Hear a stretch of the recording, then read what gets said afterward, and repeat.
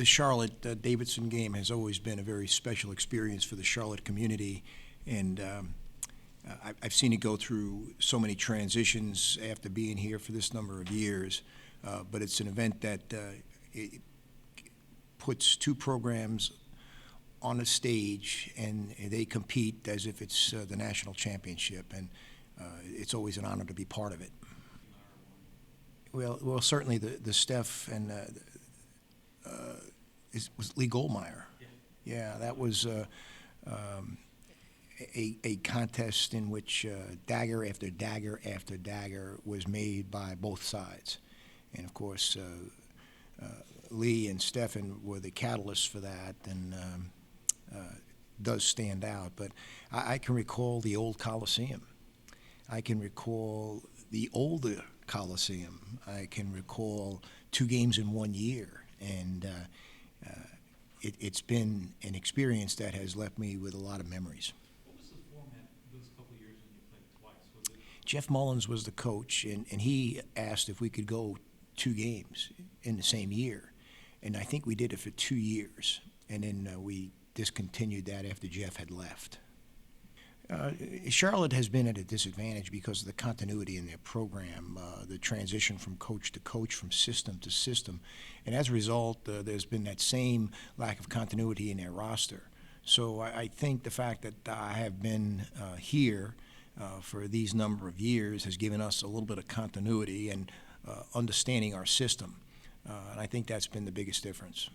What do you see that concerns you from them this year? Obviously, the depth of their team, which is significantly different than last year, their length and their quickness, again, different than last year.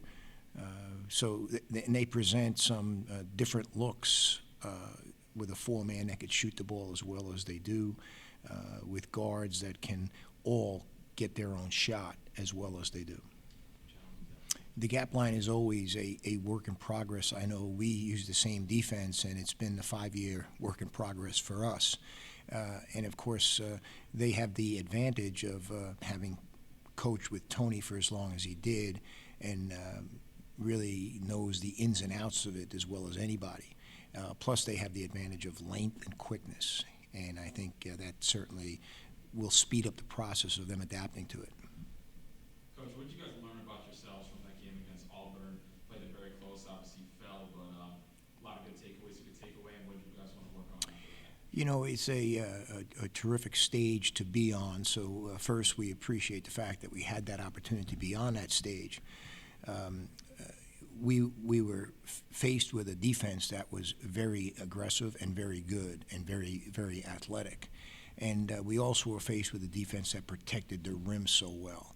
And I believe that had we done a better job with our jump stops, as simple as concept and fundamental as that is, I think we would have opened ourselves up for more scoring opportunities. And that really was one of the many aspects of the game that stood out in my mind. Foul trouble, hurt you?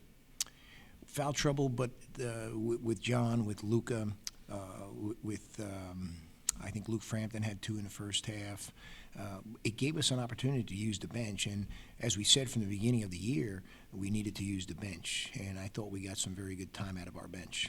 Well, and what you had been saying about Carter, certainly in the exhibition also, and then against Auburn, he really is blossomed. Carter Collins has clearly emerged as a significant factor in our attack this year, offensively and defensively. That's why he was selected as one of our captains, because he has worked so hard in the offseason, and he's such an energizer, and he inspires our guys so very well.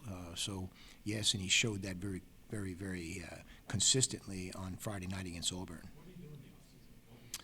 He was in the gym relentlessly. He was working with Coach Regal relentlessly. And I think the combination of time and direction gave him an opportunity to work not just hard, but he worked smart. And a lot of guys work hard, but they don't work smart. Carter worked both hard and worked smart. So how do you define smart work? Working on the things that are going to make you a better player, not wasting time on things that are going to look good on a napkin, but not good on the basketball court. Mike Jones, Mike Jones did quite well for himself. First time on the court in a live contest on a stage of that nature against a team as talented as Auburn is. So incredibly pleased with his performance on Friday night. Does it appear that he could be Davidson's next really good scorer, three-point guy? A Davidson three-point. You look at Luke Frampton, and he's cast aside his knee brace and lost weight, and I think it was very evident what he did on Friday night, that he was a pretty darn good player and the kind of player that we just cherish having in our program.